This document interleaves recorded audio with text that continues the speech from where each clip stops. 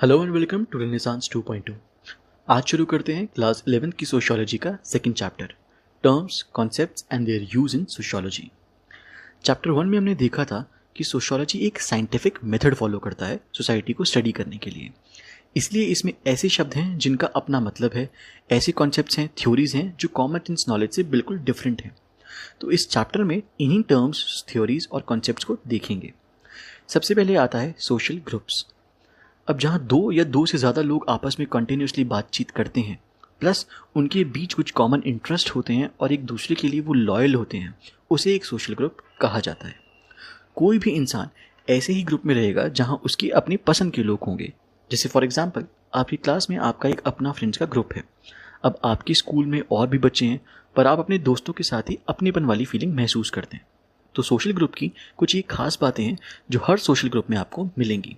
पहला, उस ग्रुप के मेंबर्स के बीच फ्रीक्वेंट बातचीत, एक अपनेपन वाली फीलिंग, कुछ कॉमन इंटरेस्ट, उस ग्रुप के कुछ कॉमन वैल्यूज़ और बिलीव्स जो सब फॉलो करते हैं। और ये ग्रुप फॉर्मल भी होते हैं और इनफॉर्मल भी। फॉर्मल का एग्जांपल आपका स्कूल या आपकी क्लास, इनफॉर्मल में आपका फ्रेंड सर्कल। अब आते हैं क्वाज़ाई ग्रुप पे। इसमें पहला है एग्रीगेट्स। एग्रीगेट्स में कुछ ऐसे लोग होते हैं जो एक सेम टाइम पे एक कॉमन जगह पे होते हैं, पर वो बात नहीं कर रहे होते या कोई अपनेपन वाली फीलिंग नहीं होती। जैसे ट्रैफिक जैम में लोग फंसे हुए होते हैं या सिनेमा हॉल की क्यूज में लोग खड़े होते हैं। अगला है सोशल कैटेगरी। इसमें ऐसे लोग हैं जो किसी ना किसी तरीके से सेम हैं या कोई सिमिलर कैरेक्टरिस्टिक है। जैसे फॉर एग्जांपल टीचर्स। दुनिया के सारे टीचर्स का एक सेम प्रोफेशन है, पर वो सबको तो नहीं जानते, इसीलिए ऐसे लोगों को एक सोशल कैटेगरी में डिवाइड कर दिया है। अब ये एग्रीगेट और सोशल कैटेगरी दोनों ही मिलके क्वाज़ाई ग्रुप्स बनाते हैं, जो कभी कभार एक सोशल ग्रुप में भी फॉर्म हो सकते हैं, यानी चेंज हो सकते हैं। अब आते हैं सोशल ग्रुप्स के टाइप पे। तो ग्रुप के साइज के बेसिस पे हैं प्राइमरी ग्रुप और सेकेंडरी ग्रुप। प्राइमरी ग्रुप में कम लोग होते हैं, सेकेंडरी में ज़्यादा होते हैं। प्राइमरी ग्रुप में लोग इमोशनली ज़्यादा अटैच्ड होते हैं, जैसे दोस्त और फैमिली, पर सेकेंडरी ग्रुप में फॉर्मल रिलेशनशिप्स ज़्यादा होते हैं, जैसे ऑफिस या क्लब्स। अगले आते हैं इन ग्रुप और आउट ग्रुप। इन ग्रुप में अपनेपन वाली फीलिंग होती है, आउट ग्रुप में ऐसी कोई फीलिंग नहीं होती। इन ग्रुप में हम एक दूसरे से अटैच्ड होते हैं, पर आउट ग्रुप में लोगों के बीच भेदभाव होते हैं। अगला है रेफरेंस ग्रुप, यानी जिसके जैसा हम बनना चाहते हैं। जैसे फॉर एग्जांपल, बॉलीवुड स्टार से हम लोग बहुत इंप्रेस होते हैं और उनके जैसा बनने की कोशिश करते हैं। फिर आता है पीयर ग्रुप, जिसमें सेम एज या सेम प्रोफेशन के लोग होते हैं, जैसे आपके दोस्तों का ग्रुप या ऑफिस के कुछ कॉलीग्स का ग्रुप। और पीयर ग्रुप्स हमारी लाइफ पे बहुत ज़्यादा इम्पैक्ट करते हैं। ठीक, नेक्स्ट जो इंपॉर्टेंट टर्म है सोशल ग्रुप के बाद, वो है स्टेटस। स्टेटस का मतलब है कि एक इंसान ने सोसाइटी में क्या पोजीशन ऑक्यूपाई कर रखी है, जैसे डॉक्टर या टीचर या साइंटिस्ट की। और हर स्टेटस के कुछ अपने राइट्स होते हैं और कुछ ड्यूटीज़ भी होती हैं। नेक्स्ट है स्टेटस सेट। इसका मतलब है कि एक इंसान अपनी लाइफ में कई रोल निभाता है और सब रोल मिला के एक स्टेटस सेट बनाते हैं। जैसे एक लड़की अपने जीवन में एक बेटी भी है, एक बहन भी है, एक स्टूडेंट भी है, एक दोस्त भी है, एक पत्नी भी है, एक माँ भी है, और ये सब रोल मिला के उसका स्टेटस सेट बनाते हैं।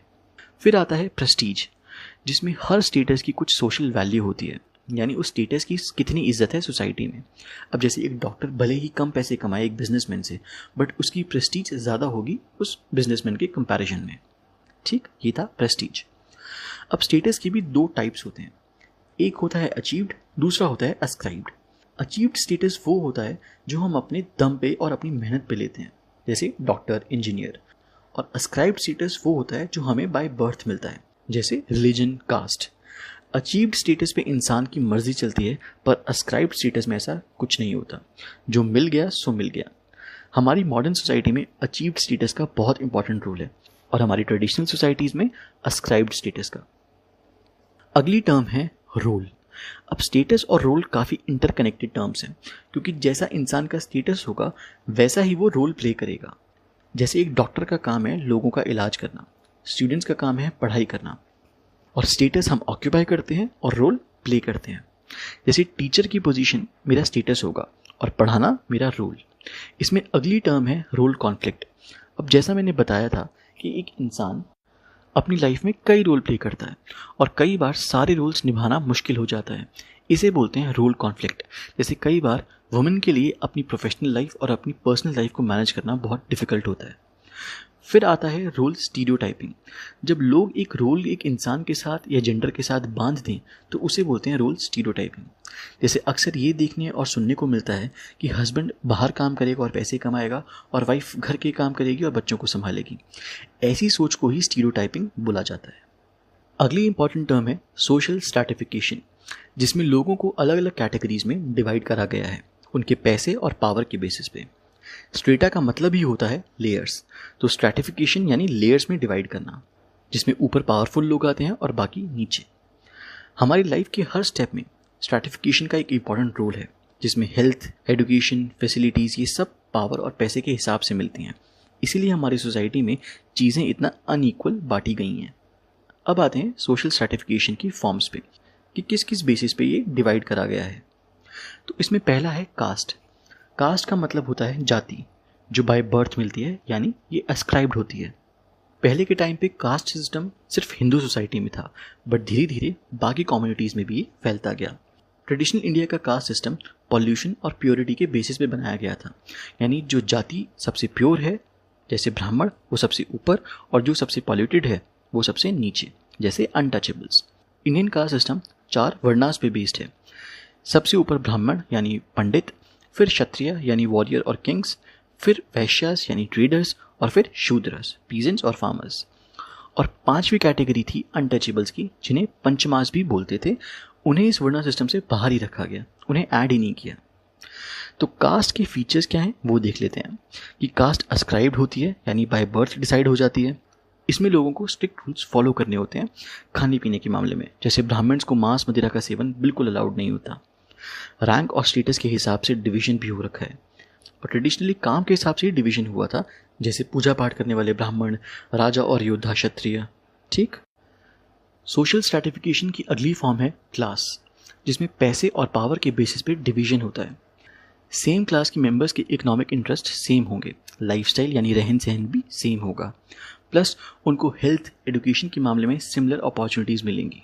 अब क्लास सिस्टम जो है वो अचीव्ड स्टेटस पे बेस्ड है, और ऐसा नहीं है कि अगर कोई इंसान गरीब है तो वो हमेशा लोअर क्लास ही रहेगा। अगर वो मेहनत करके पैसे कमा सकता है तो वो ऊपर क्लास में भी आ सकता है, क्योंकि ये ओपन सिस्टम ऑफ स्ट्रैटिफिकेशन है। अब अगला है सोशल कंट्रोल। इसका मतलब है ऐसे मेथड्स जो बिगड़े हुए लोगों को सीधा करने में इस्तेमाल होते हैं। कई बार ताकत से कंट्रोल करते हैं और कई बार पनिशमेंट्स और वैल्यूज से। अब देखते हैं कि जरिए क्या क्या हैं सोशल कंट्रोल के। पहला है फॉर्मल मीन्स, जिसमें गवर्नमेंट कुछ लॉज बनाएगी और वो सबको फॉलो करने होंगे। अगर कोई नहीं करेगा या उन्हें तोड़ेगा उसके खिलाफ एक्शन लिया जा सकता है। अगला है इनफॉर्मल मीन्स, जिसमें हम डांट के, हंस के, मोटिवेट करके सिचुएशन को कंट्रोल में करते हैं। फॉर एग्जाम्पल जैसे फैमिली में होता है। अब कई बार सोशल कंट्रोल की वजह से अच्छा काम करने पे लोगों को इनाम भी मिलता है और बुरा काम करने पे पनिशमेंट भी मिलती है। और इस चैप्टर का लास्ट टॉपिक है डिविएंस। तो ऐसे काम जो हमारी सोसाइटी को एक्सेप्टेबल नहीं है उन्हें डिविएंट माना जाता है, पर ये वक्त के साथ बदलते रहते हैं। जैसे पहले के टाइम पे अगर कोई वुमेन ये बोलती कि उसको एस्ट्रोनॉट बनना है तो उसे डिविएंट समझा जाता, बट आज के टाइम पे उसकी तारीफ की जाती है। ठीक। तो ये था हमारा सेकंड चैप्टर